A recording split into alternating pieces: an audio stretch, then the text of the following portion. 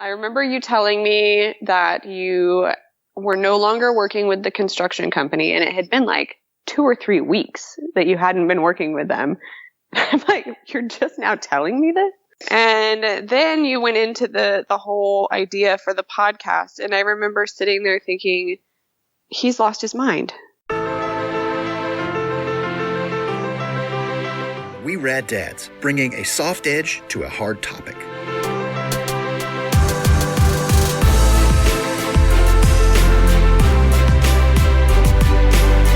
Join us every week as we talk to real people with real stories, from the everyday single parent to family professionals, and find entertainment along the way. Join me, Walter J. Eggers, as I discover and share wisdom. Positive changes start here.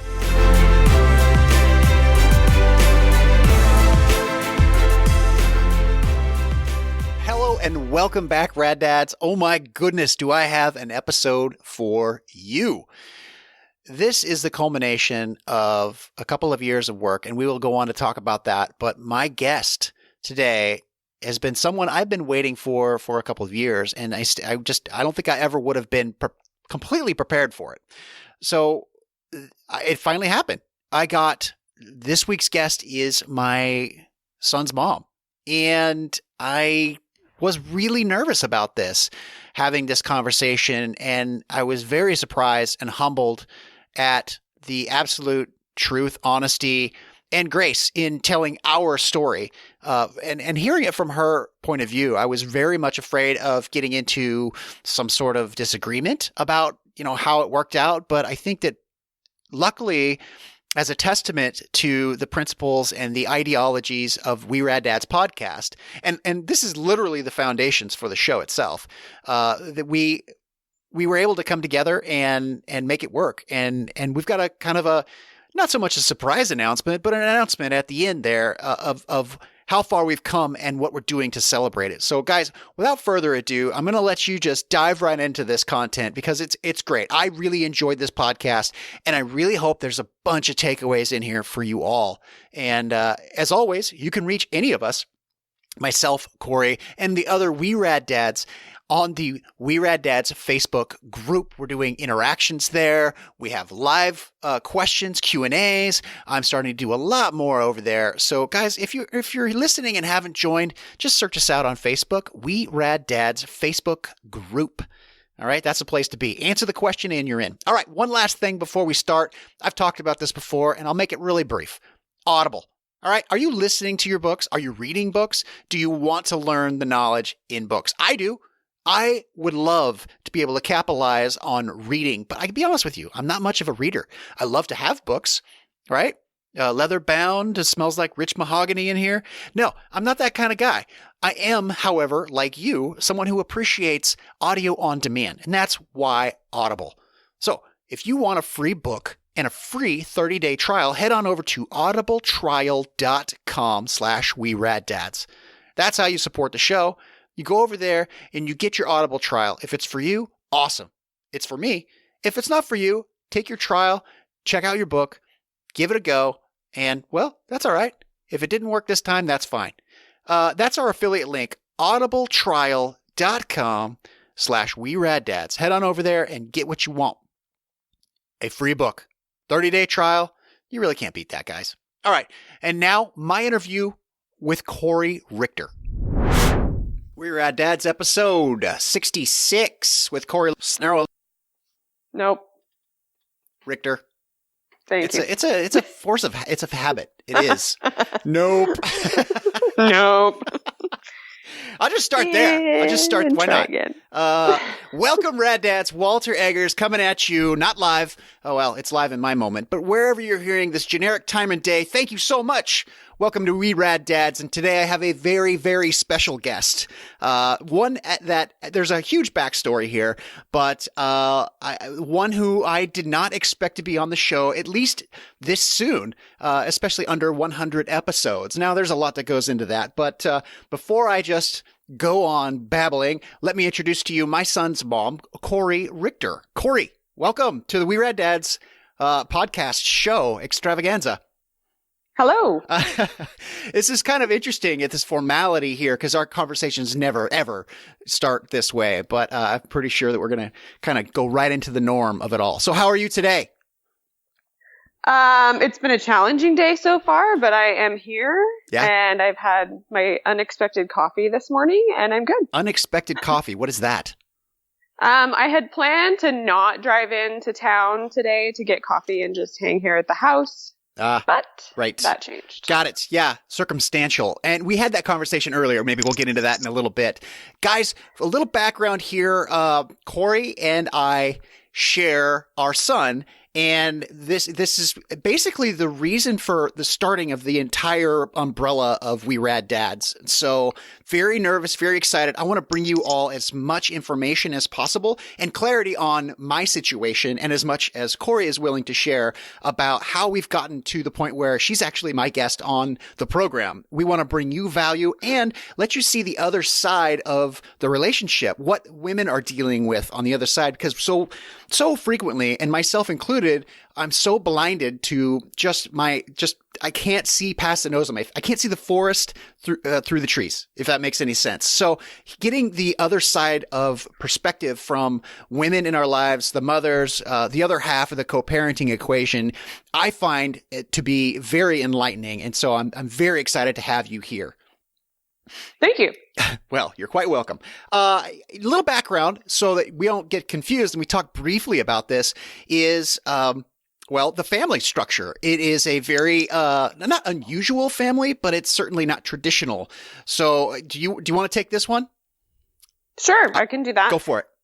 Okay, I have my oldest daughter that will be 13 tomorrow. That's right. And she is, I know, 13, holy cow. She is from my first marriage, and then our son, who will be 5 at the end of this month, is from obviously our relationship. What? And then I know. How does that happen? That's a whole nother episode. That is another episode. And then the baby that is a little over a year and a half is from my current husband, and that's it. And that's it. If that were it. I know.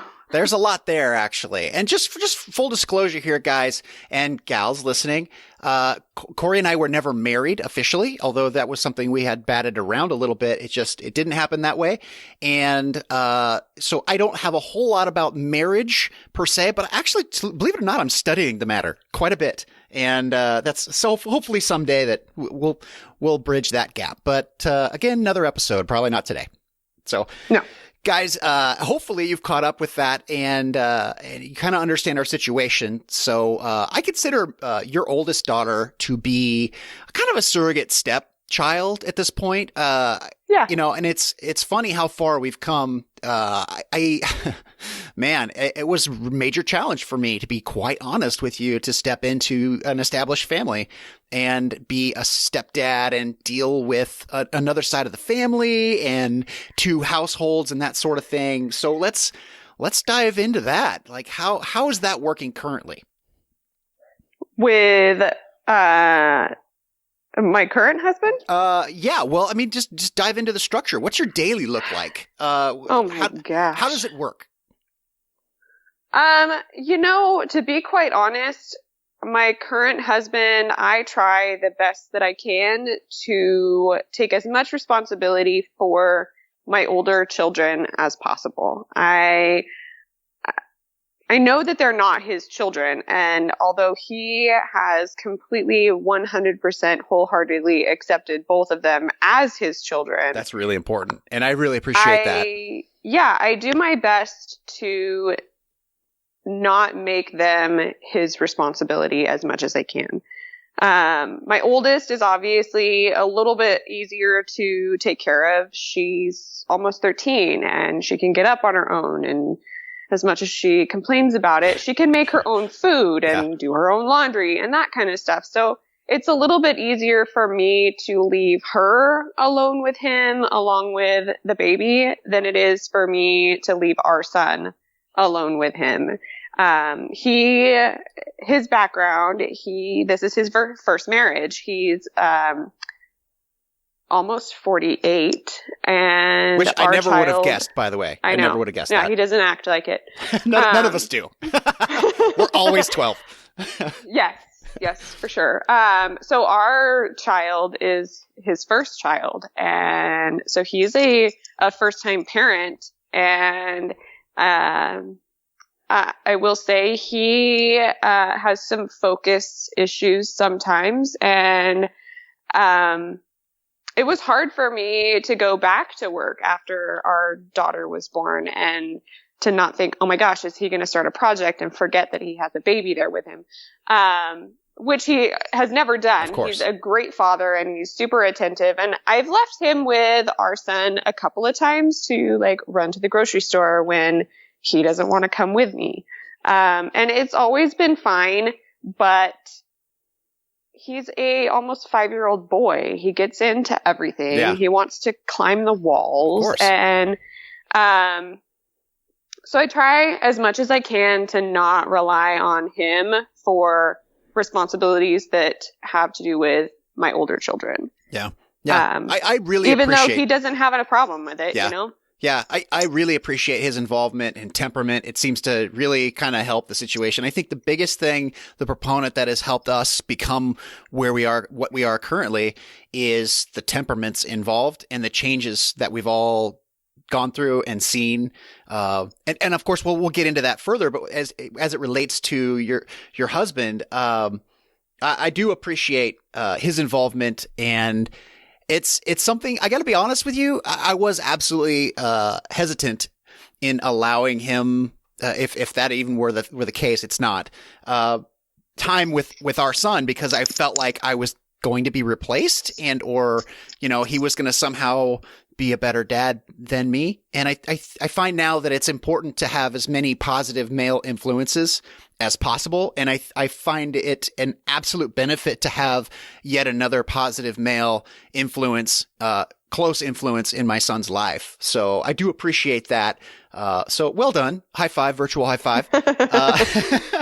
And it wasn't, I got to tell you, it's been a lot of work on my end to be able to accept all that. And I think, there again, his temperament and our communication, he's been very patient along those lines. And so I wanted to Absolutely. extend that. And I think that a big part of it is the relationship that you and I have now, it's always been a part of my current marriage. It's not like a new thing. Yeah. Yeah. He came into the picture when you and I were still living together. Yeah. We had separated, but we were still living together. So it's obviously not as awkward as that anymore. Anymore. It was awkward. It was right. Yeah. Right. Yeah.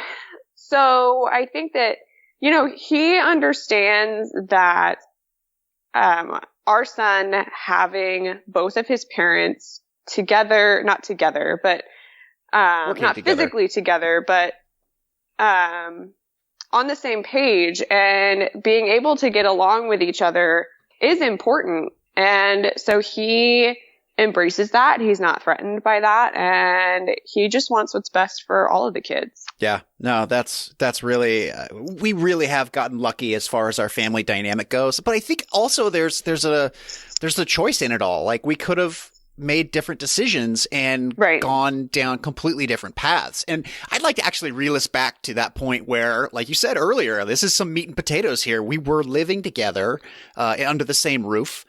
And yeah, and then your husband comes into the picture. And so let's go back there for a minute, because I got some things to share. But like retrospective, things, right. Not the things I would have thought or said at the time. And now, of course, I look at those feelings and go, that, of course, that was unfounded. But at the time, like there were questions in my mind, like, what's going to happen with my son? Am I going to be replaced? What's going to happen to me? And, well, all of it. So, oh man. So you, I don't even know how to start this right here, because this is, at that point, let's just take it back to, at that point, it was you, me, and your daughter. Can I take it like way back? Sure. Yeah. Let's do that. Let's do that. And so I think that the important thing to kind of point out in our relationship is how our relationship started. Yeah.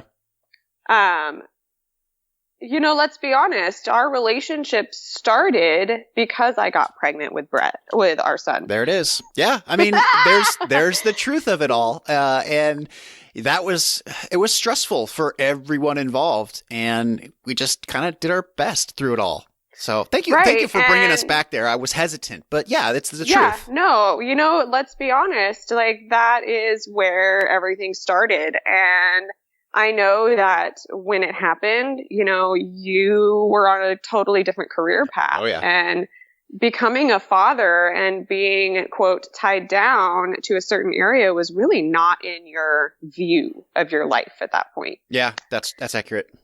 Not that you didn't want children in the future, but just not that close in the future. Well, yeah, not unexpectedly. Everyone's got this, right. Rose-colored glasses picture of how their life's going to go. And when you interject chaos and uncertainty, like, that really throws people off base. And I think that's the major thing about the We RAD Dads community. There's a lot of that chaos and uncertainty going on.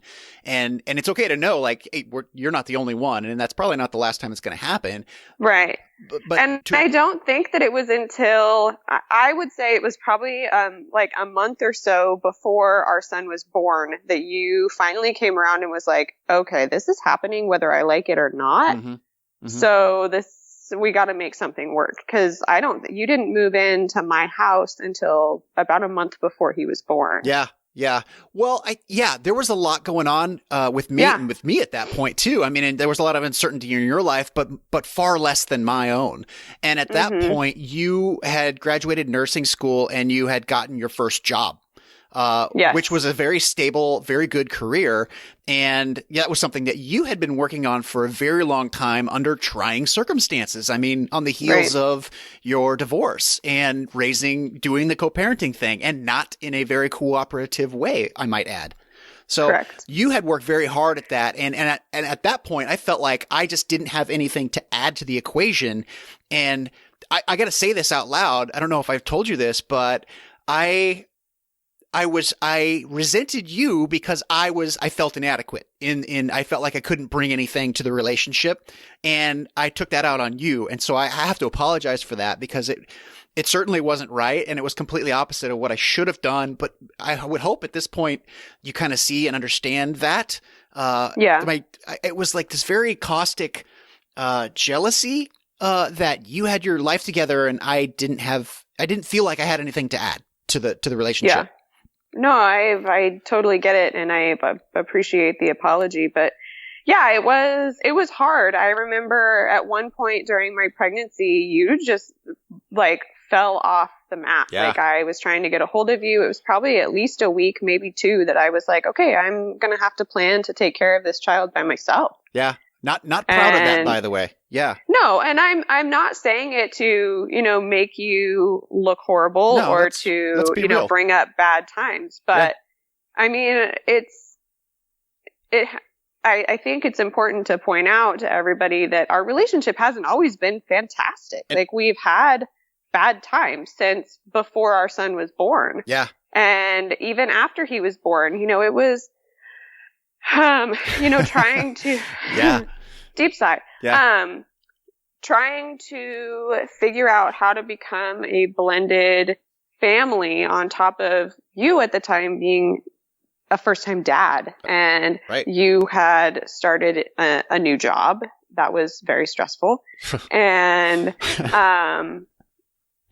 it was, I think, the first year and a half of our son's life was really, really difficult because of those reasons. Right. The stress of your new job, the stress of being a new parent, the stress of being this like new blended family. And then on top of that, for you and I to try and build our relationship was just like there was just so much against us. There was no building of the relationship, and I carry that. I think that I put the brakes on that because I was resentful, and I do occasionally consider that and realize, God, it could have been so much easier. It could have been so much better. And so I wanted to apologize to you about that as well, because I'm sure you recognized that at the time. So I appreciate your grace and all that and understanding, but I totally understand why things went the way they went. And I think in a weird way, because of that, and this is, very woo, but these circumstances happened to us, and I could have continued down that road, or I could have chose the way that I'm trying to go now. And because of that, this is where we are. And we're really, I feel that we're more successful than we aren't at this currently. Yes. Yeah.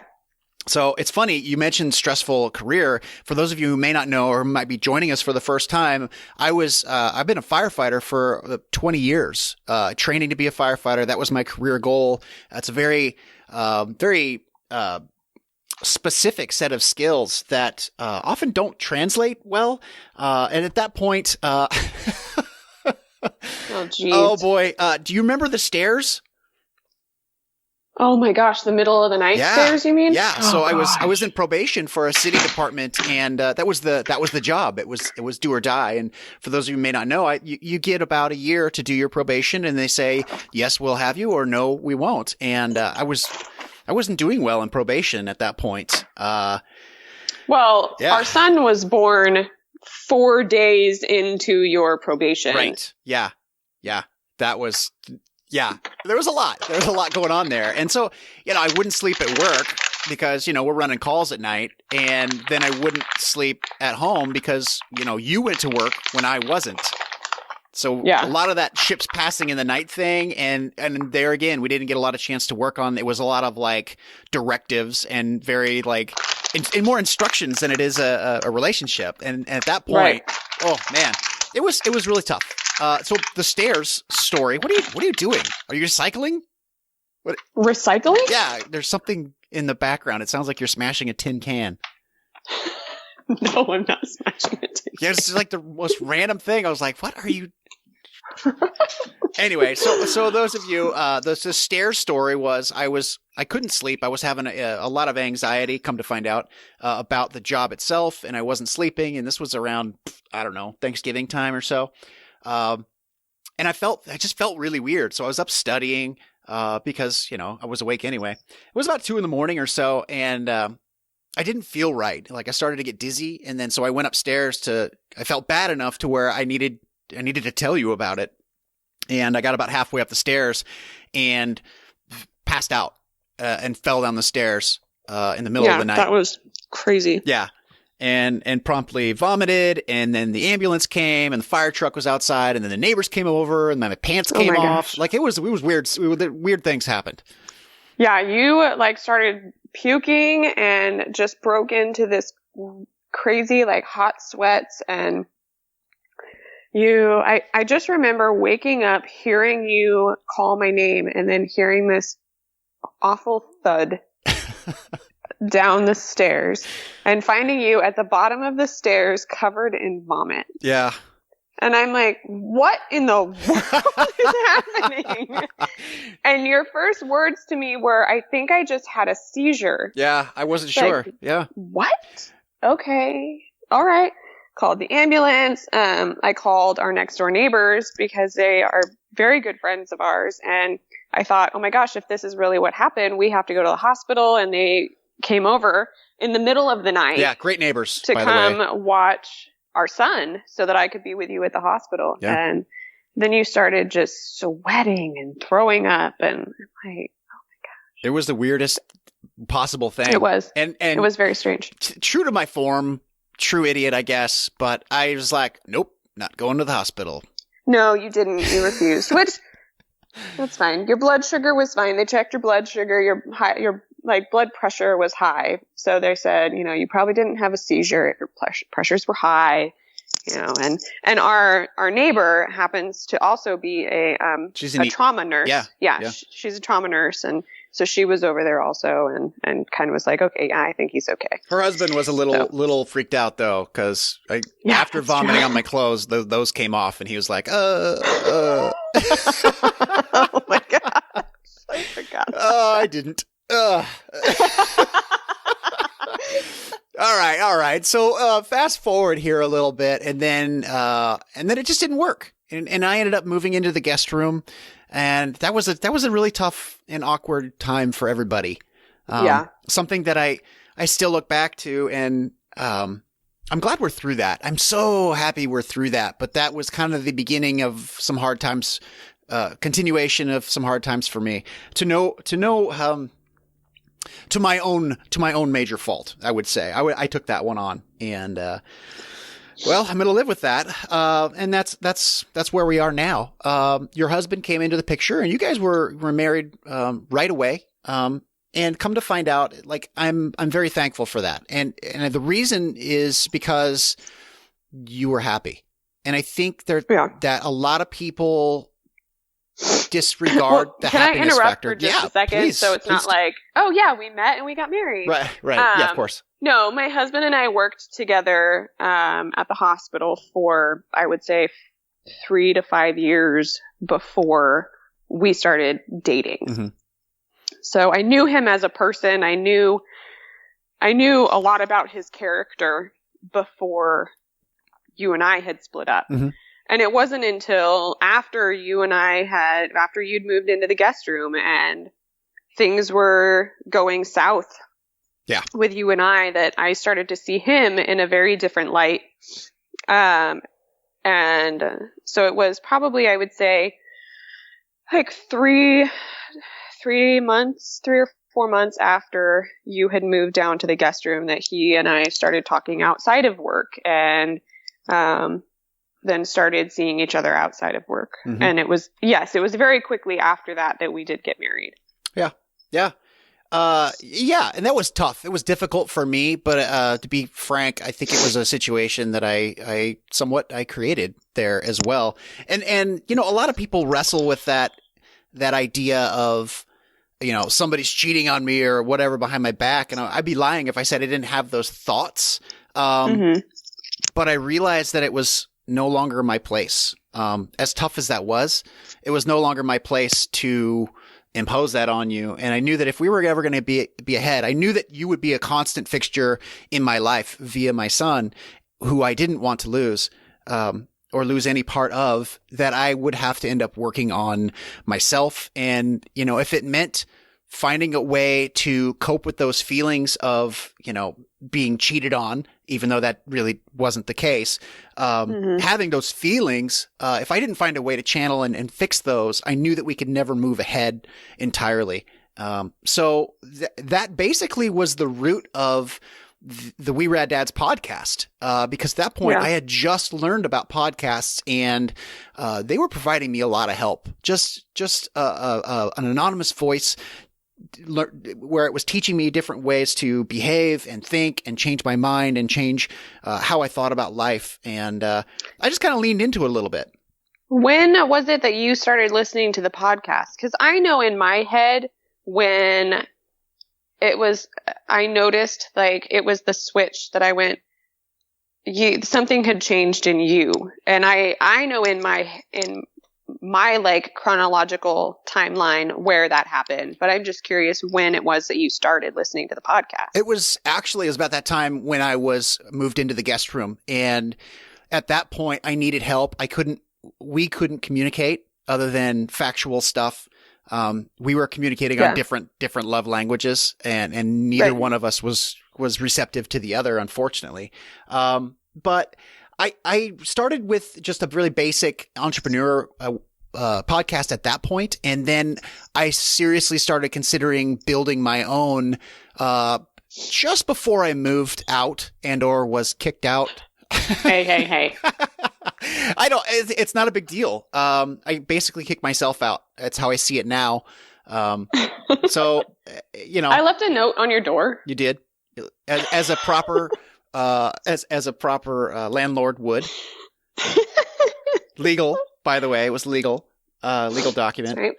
That's right. And, at that point, I recognized, let's call it what it is. I was completely outmatched. I, at that point, had been removed from the service as a firefighter because of injury. And that was a whole nother set of issues there. Like, I got really injured. I'm still dealing with that. That was a dark time. It was a really dark time. I kind of feel like that was the death nail. Like everything was okay. I could deal with everything else. But when work got to the point where I became somehow the enemy and injured, and that was it for me. I couldn't process myself. I couldn't talk to anybody. I felt like, which wasn't true. And when that injury happened, all of a sudden it was like, okay, I'm completely useless. I can't contribute to this family. But you weren't though. And I remember trying to talk to you about it, because you became the stay-at-home dad at that point. Yeah. And I went to work full-time like I had been doing. And it actually, looking back, it was a good situation, but you were just not in the mindset to know that, you know what, at this time in your life, this is your job. Yeah. This is how you are contributing to our family. You were able to stay home 100% of the time. It was really key. I wish I'd had the frame of reference that I do now to see the absolute opportunity in that. And I tried to at that time, but my circuit board wasn't connected in that way at that time. Right. And I agree with you. It was a great opportunity. And I have to thank you for being the breadwinner. But again, I really felt like a loser. I've been programmed from youth to be the provider and the protector and all this. And I couldn't do that anymore. It was a very vulnerable position for me. Maybe a little bit too much at that point. But for those of you listening, I would recommend that you really just try and see that for what it is. I mean, there's a lot of vulnerability in my story here, in that I made a lot of wrong decisions, and I would hope that maybe you have too, but you could start to see, maybe connect the dots in my story and parallel them with your own. So I really hope that somebody else, given that situation or something similar, or not, can see that even though you're not performing to your expectation, that I think that it's important to continue doing what you're doing to support your family, because that's what it's all about at this point. Yeah. Oh man, we covered a lot of ground so far, and we haven't even gotten anywhere close to. So close. It was February or so. You guys ended up selling the house and moving into your own. That was after we split. We were in escrow on the new house when we left for Hawaii. Yeah. So September of 2015. Oh, wow. But I didn't sell my house until March or April of 2016. So I still had my house for a while. Yeah. And then, that was it. That was the finality when you guys not only got married, but you moved into your own house, and it was like, all right, dude, you got to figure out some stuff. And that was the point when I started the podcast. I started working for a construction company, and it was like, this kind of sucks, but up in like an hour and a half away. Right? Yeah. I was commuting in every day, and, come to find out, like, in that industry, they weren't really supportive of a caring father or single father at that point. And it was like, yet again, I faced this circumstance. I felt like there was never enough I could do on either being a dad or being an employee. And that opportunity dissolved as well. And it makes me sound like a really terrible employee. But I think there was a lot of circumstances involved in that. Yeah. So we're kind of glossing over a few things here, but that's good. I think we don't need the details. So at that point, that's when I started the podcast. When I moved into my own place, and it was like myself and the reverberations on the wall. I was literally sitting in a lawn chair here in my house, my current place, which hopefully I move soon, but we'll see. That's that's another podcast. Right. So that's kind of brings. Are you taking notes of all these, like, another podcast? Oh yeah, that's another podcast. Yeah, I've got a pretty good situation. I think we've said that like 3 times already. Well, there's always another podcast. That's the beauty in it, right? So whether it's with someone or by myself, there's always another podcast. And so, yeah, I do rattle these things around. I got a ton of ideas. I got this huge note. Really? Yeah, I've got this huge like notes folder in my iPhone right now of pages of ideas that I just either haven't had the time or life situation to provide me the inspiration to get on the mic, which is kind of sad in one respect, but at the same point, like, yeah, there's plenty of stuff. The thing about podcasting that I found is it's highly addictive once you get to a point where you're comfortable talking and being received by other people. And it's one of those things like, I just want to share this with everyone. Like, come to find out, I know things and I can help people. And that's really important to me. It makes me feel useful. Yeah. I remember when I started the podcast, you didn't take it very seriously. Like, you thought I was just, it seemed to me that you thought I was like just drifting or doing something useless. I didn't quite understand. I remember it was right before Christmas. No, it was right after Christmas. Yeah. I remember I sat down on your couch and you're like, I need to talk to you about something. I'm like, okay. And I remember you telling me that you were no longer working with the construction company, and it had been like 2 or 3 weeks that you hadn't been working with them. Yeah. I'm like, you're just now telling me this? We were not at that level of communication. Right. Yeah. And then you went into the whole idea for the podcast, and I remember sitting there thinking, he's lost his mind. Yep. Yeah. I don't. But I don't think that I ever had in my head like that I was not open to it. It was just I didn't see the vision, I guess. Yeah. And I was, to be honest, I was concerned for you financially. Like, how in the world is this supposed to work? Yeah, that was my question too. Yeah. And yeah, I agree. I think I had lost my mind to a degree, but in the right way, finally. Yeah.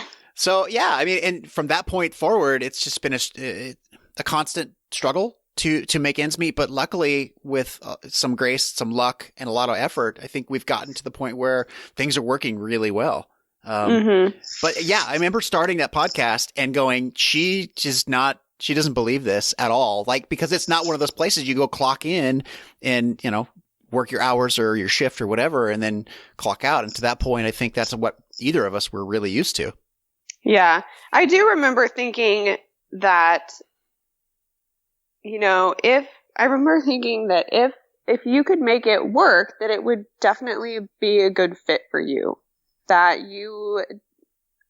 I think that, you function better as your own boss. Come to find out, after so many lost jobs, I think you're right. Yeah. Yeah. I guess that's with everything, right? If you could find a way to make it work. But I think, yeah, this is something that, I don't know.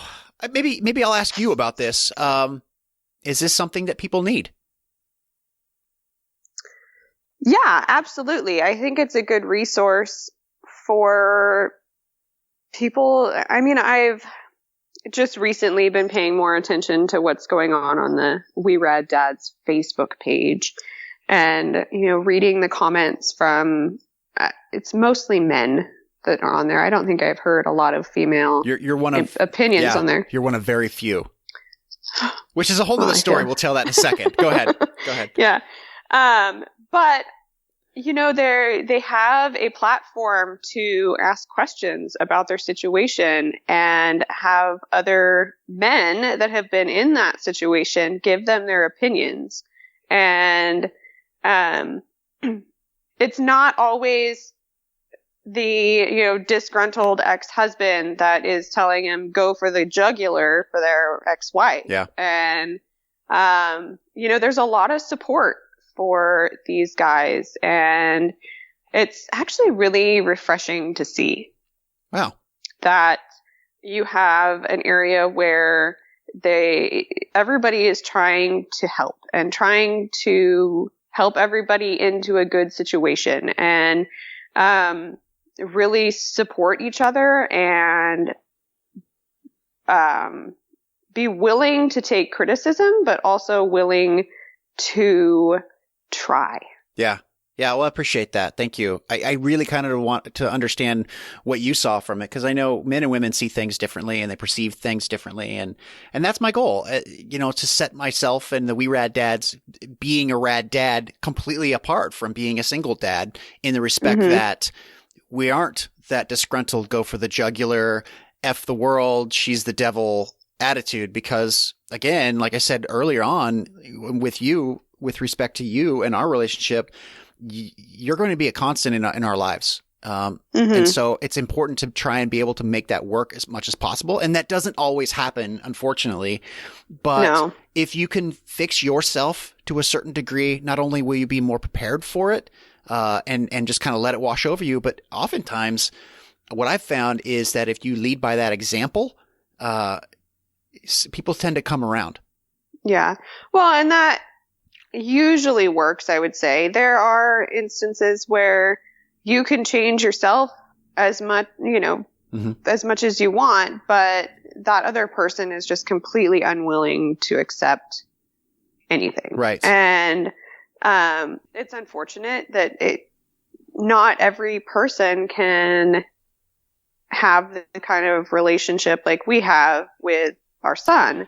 But I think that the best part about it is for somebody to know that they have tried everything that they can and not have that looking back on their past and saying, I should have done this, or I could have done that, or what if I had said this instead?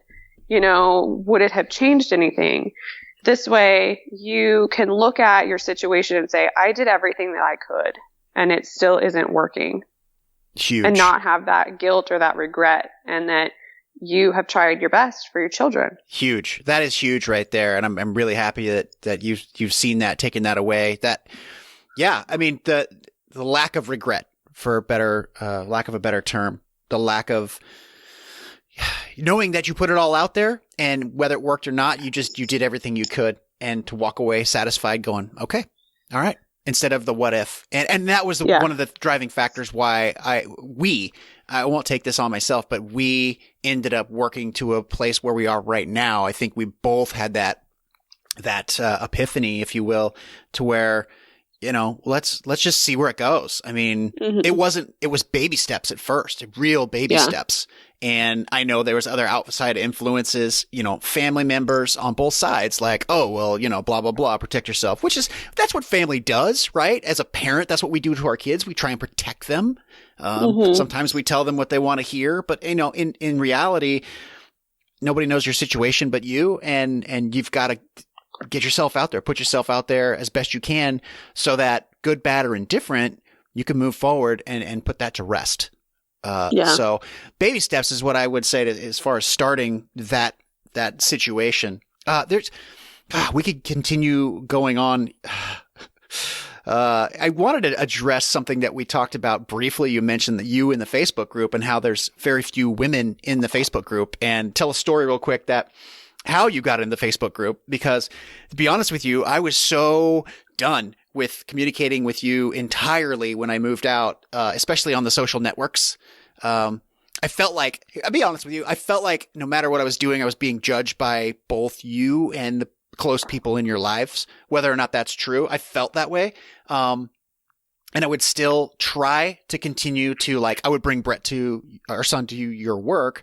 And so you could see him and try to be still, the good guy despite the bad situation. Right. And I think I would hope that helped us kind of repair a lot of the damage that had been done to that point. And maybe I was trying to show up to other people and say, I'm not that guy you think I might be. I don't know. What are my estimations correct? How did other people react to our situation when it first kind of fell apart in my eyes and fell apart between us? And that is all for today. I'm sorry to just yoink out that the interview halfway through, but it is a very long interview, and there's so much in there that I think that breaking up is probably a good idea. Guys and gals listening, questions, comments, everything can be sent my way. Walter at weraddads.com, or just go over to the We Rad Dads Facebook group.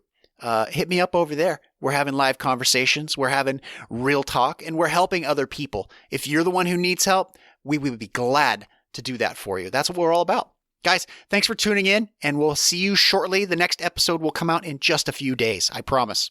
All right, stay up, stay connected, and stay rad, dads.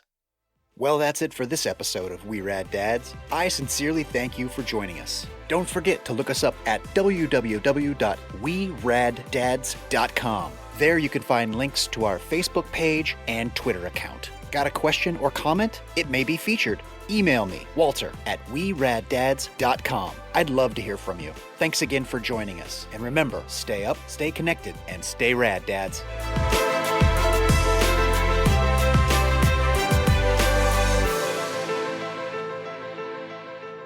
Goodbye. Do it one more time. Goodbye. How about, I'll see you later? I'll see you later. How about, hasta la vista, baby? Hasta la vista, baby. I'll be back. I'll be back. I'll be back. I'll be back.